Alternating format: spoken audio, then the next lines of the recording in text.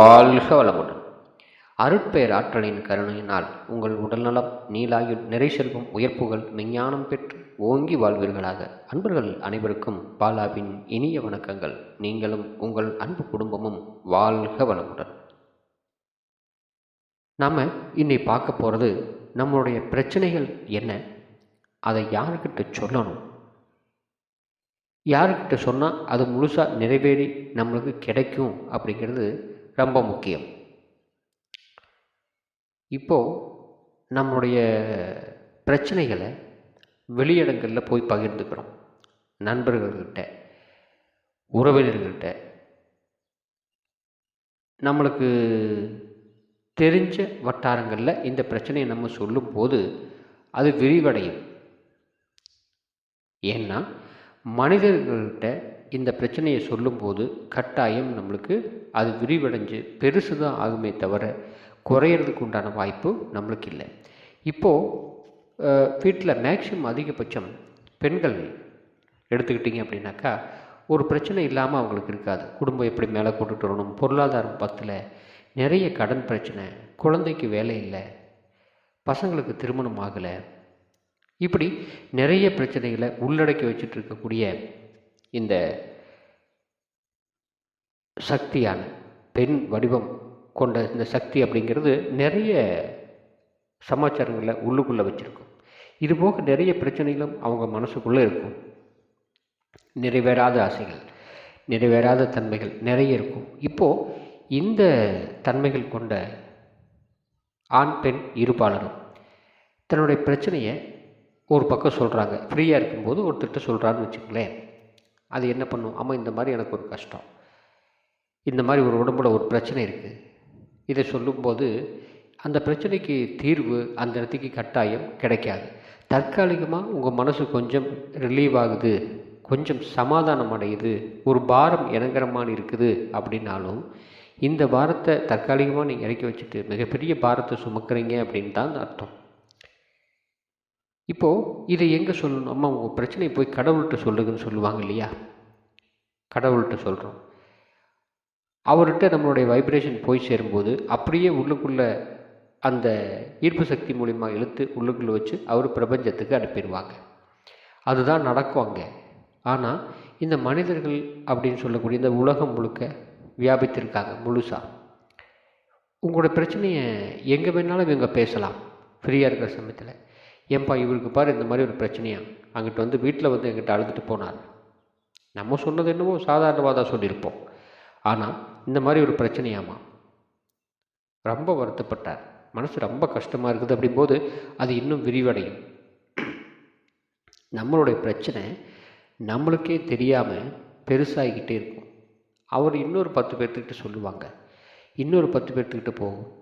அப்போது இப்படி எல்லா பக்கமும் நம்மளுக்கு போகும்போது அந்த பிரச்சனையுடைய தாக்கம் அதிகமாக வந்து நம்மளை தான் பாதிக்குமே தவிர அதுக்கு உண்டான சொல்யூஷனை கண்டுபிடிக்க வழியே கிடையாது. சரி, இப்போ யாருக்கிட்ட சொல்கிறது அப்படின்னு சொல்லித்தான் அந்த காலத்தில் நம்ம ஒரு தெய்வ வழிபாட்டை நம்மளுக்கு கொடுத்தாங்க. நீங்கள் அங்கே போய் சொல்லு, உன் பிரச்சனை என்னவாக இருந்தாலும் மலை மேலே ஏறி சொல்லு, மலை மேல் இருக்கக்கூடிய கடவுள்கிட்ட போய் சொல்லு, உன் பிரச்சனை எதுவாக இருந்தாலும் அமைதியாக ஒரு இடத்துக்கு போய் ஒரு கோயிலில் சொல்லு அப்படின்னு சொன்னது அதுக்காகத்தான். இன்றைக்கி நம்மளுக்கு அங்கே போகிறதுக்கு நேரமும் இல்லை, அதை வழிபாடு பண்ணுற அளவுக்கு ஒரு நிமிஷம் நின்று வழிபாடு பண்ணுற அளவுக்கு மனநிலையும் இன்றைக்கி இல்லை. ஆனால் வேறு வழி இல்லை.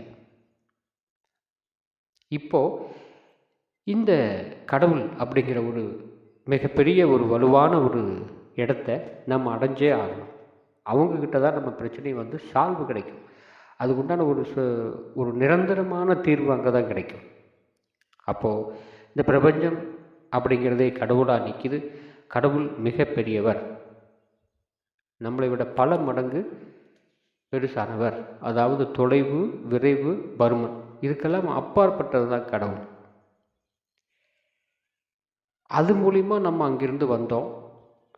அங்கிருந்து வந்து இந்த இடத்துக்கு இங்கே இருக்கக்கூடிய ஒரு இந்த பூமிக்குள்ளே இந்த பூலோவில் இருக்கக்கூடிய கஷ்டங்களை அனுபவிக்கிறதுக்கு கர்மா பிரகாரம் பிறந்துட்டோம். கஷ்டங்கள், பல கஷ்டங்கள் நம்மளுக்கு வந்துகிட்ருக்கு. அப்போது பிரபஞ்சம் அப்படின்னு சொல்லக்கூடிய அந்த கடவுள்கிட்ட சொல்லாமல் உங்கள் பிரச்சனை ஒரு தீர்வுக்கு வரவே வராது, மீண்டும் பெருசாகிட்டு தான் போகும். இந்த பிரபஞ்சத்துக்கிட்ட சொல்லும்போது நம்ம என்ன கேட்குறோமோ அதை அப்படியே திருப்பி கொடுக்கறது தான் அதனோட வேலை. அதுக்கு யோசிக்கிறக்கோ இல்லை மாற்றி கொடுக்குறக்கோ அதுக்கு வழியே கிடையாது. ஏன்னா நம்மளுடைய கர்ம வினை பிரகாரம் இன்ன காலத்தில் இன்ன இடத்துல இந்த இடத்துக்கு பிறந்து இவர் இந்த கஷ்டங்களை அனுபவிக்கணும் அப்படிங்கிறது ஏற்கனவே பிரபஞ்சத்தால் முடிவு பண்ண ஒன்று. கர்மான்னு சொல்லிக்கலாம், பிரபஞ்சமானு சொல்லிக்கலாம். அப்படி முடிவு பண்ண ஒன்று நம்ம ரொம்ப சிரமமாக இருக்குது, ஒரு கஷ்டமாக இருக்குது, ஒரு சிரமம் அனுபவிக்க முடியல அப்படின்னு நம்மளுடைய மனம் எண்ணும் போது அதை திரும்பி மீண்டும் அங்கேயே அனுப்புகிறோம். ஐயா அந்த மாதிரி ரொம்ப சிரமமாக இருக்குது, கொஞ்சம் குறைச்சி கொடுங்க அப்படின்னா அதுக்கு உண்டான ஒரு என்ன பண்ணால் சரியாகும் அப்படிங்கிற ஒரு வேலையை அது தேடி கண்டுபிடிச்சி உங்களுக்கு திருப்பி அனுப்பும்.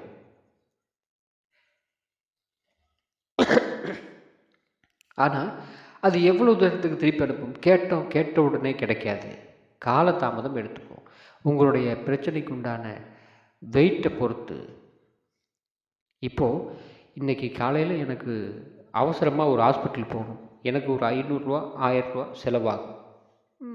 ஒரு உதாரணத்துக்கு இந்த மாதிரி எனக்கு கிடைக்கணும் அப்படின்னு சொல்லி தேடணும் அப்படின்னா கட்டாயம் ஒரு நண்பர்கிட்ட கேட்குறோம், ஒரு ஃப்ரெண்ட் சர்க்கிளில் கேட்குறோம், இல்லை இன்ட்ரெஸ்ட்டுக்கு வாங்குகிறோம். அப்படிங்கிறப்போ கட்டாயம் கிடைச்சிரும்.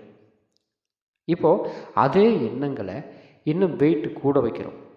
நாளைக்கு எனக்கு 1 கோடி ரூபாய்க்கு ஒரு வீடு வேணும், இது சாத்தியமா? பிரபஞ்சத்திட்ட போகும், அதுவும் போகும், அது ப்ராசஸ் ஆகிட்டுருக்கும். உங்களுக்கு அது வடிவமைச்சிட்ருக்கும். எப்போ நடக்கணும், என்ன பண்ணணும், இவங்களுக்கு உண்டான பின்னாடி உண்டான கர்ம வினை என்ன அப்படின்னு அது செக் பண்ணும். செக் பண்ணி முடிச்சுட்டு உங்களுக்கு அது வருமா வராதா அப்படிங்கிறத பிரபஞ்சம் முடிவு பண்ணும். ஆனால் இப்போது ஒருத்தர் நம்ம பணம் கேட்குறோம், இன்றைக்கி ஒரு சிம்பிளாக ஒரு 1000 ரூபா தேவைங்க அப்படின்னு கேட்குறோம். அந்த 1000 ரூபா தேவை அப்படின்னு சொல்லிட்டு நம்ம கம்முன்னு வீட்டிலே படுத்துக்கிட்டோம் அப்படின்னா அது நம்மளுக்கு வீடு தேடி கொடுக்குமா? அப்படி கொடுக்காது. ஒரு முயற்சி வேணும். நம்ம எண்ணத்தில் என்ன கொண்டுக்கிட்டு வந்தோமோ அதுக்குண்டான செயலை நம்ம செய்யணும். போய் 4 பக்கம் கேட்கணும். இது எல்லா வகையிலையும் பொருந்தும், எல்லா பிரச்சனைகளுக்கும் நம்மளுக்கு பொருந்தும். அப்போது முயற்சி இல்லாமல் ஒரு சமாச்சாரம் நம்மளுக்கு நடக்காது. ஸ்பீடு கொடுக்கணும், அதை தள்ளி கொடுக்கணும். அப்போ தான் அது போய் சேர்ந்துட்டு மீண்டும் நம்மளுக்கு அது பலனாக நம்மளுக்கு சேரக்கூடிய வாய்ப்பு இருக்குது. சரி, இப்போது இந்த பிரபஞ்சத்திட்ட மட்டும் சொன்னால் மட்டும்தான் அது வெளியே பெருசாகாமல் இருக்கும். இது எப்போ சொல்லலாம் அப்படின்னா, முடிஞ்ச வரைக்கும் காலையில் அந்த 4:30 to 6 அப்படிங்கிற பிரம்ம முகூர்த்தம் இன்னும் கொஞ்சம் முன்னாடி போய்க்கலாம். 3 மணிலேருந்து 5 மணிக்குள்ளே இதுதான் பிரம்ம முகூர்த்த நேரம்னு சொல்லுவாங்க. பிரம்ம முகூர்த்த நேரம் 4:30 to 6. இன்னும் கொஞ்சம் அட்வான்ஸாக முன்னாடியே போயிட்டோம் அப்படின்னா இன்னும் அமைதியாக இருக்கும். ஒரு விதமான ஒரு அமைதி நிலை அந்த சமயத்தில் நம்மளுக்கு ஏற்படும். அந்த அமைதியில், அந்த சத்தமில்லாத சூழ்நிலையில் உங்கள் பிரச்சனை என்னவாக இருந்தாலும் நீங்கள் கண்ணை மூடி சொல்லலாம். யார்கிட்ட? ஆப்போசிட்டில் ஒருத்தர் உட்கார்ந்துருக்கிறதா நினச்சிக்கலாம். எப்படி உட்கார்ந்துருக்கிறார்? மனித ரூபத்தில் இல்லை. அது ரொம்ப முக்கியம். ஏன்னா நம்முடைய எண்ணங்கள் பதிவானது மனித ரூபத்தை எடுத்தோம்னா நம்முடைய சொந்தமாகவோ ஃப்ரெண்டாகவோ போயிடும். அந்த உருவம் தான் நம்மளுக்கு கண்ணுக்கு தெரியும்.